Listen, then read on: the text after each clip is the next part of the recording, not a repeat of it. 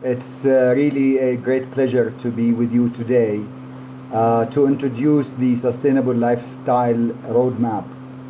Uh, while we often speak about climate crisis in terms of emissions and technology or finance, this is a crisis of values, of consumption patterns, and of disconnection from nature, from one another, and from our deeper sense of purpose. We must examine our lifestyles and the spiritual, cultural, and economic systems that shape them. This is where faith actors, religious leaders, communities of belief, and institutions of spiritual practice have a vital and irreplaceable role to play. We see this alignment clearly in religious rituals and values. Modesty in dress and consumption, which reduces waste and focuses us on what really matters. Fasting, which trains discipline and awakens empathy for the vulnerable. And the sacredness of water, land, air, and biodiversity, present across indigenous and other traditions alike. In a chapter that I have written for an upcoming volume published by the University of Connecticut, I try to explore how these religious values and practices naturally contribute to sustainable lifestyles, and how, when intentionally linked to sustainability goals, they can become powerful tools for change. Through the Faith for Earth initiative and coalition at UNEP, we are working to build bridges between science, policy, and spiritual wisdom, and provide a platform for faith actors to influence environmental policy while developing practical tools and training programs for faith-based environmental engagement, and to promote inclusive justice and moral clarity in our collective environmental response. So the roadmap, the Sustainable Lifestyles Roadmap, is a result of deep consultation and interdisciplinary thinking.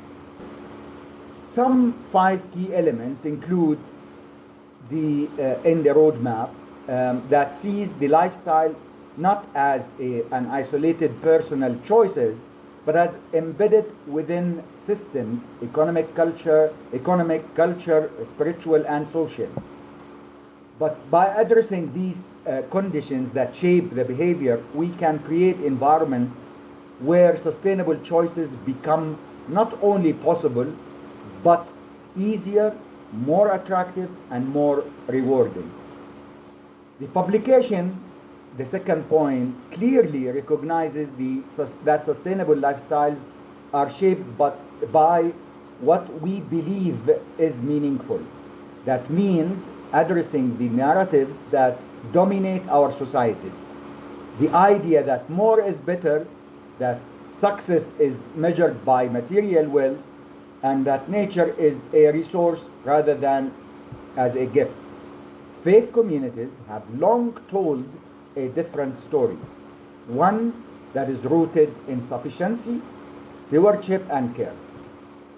The third point that the roadmap emphasizes that lifestyles change must not place the burden on the poor or marginalized. In fact, many of the most sustainable lifestyles already exist in low impact communities. The challenge is to elevate these models and ensure that wealthier segments of society take the lead in reducing overconsumption. The fourth point that the roadmap shows that the document outlines 7 key areas of action, from education, public policy, local innovation, and interfaith partnerships. Among all of these, faith-based initiatives are specifically noted for their role in shaping community norms, inspiring behavioral change, and modeling low-impact living.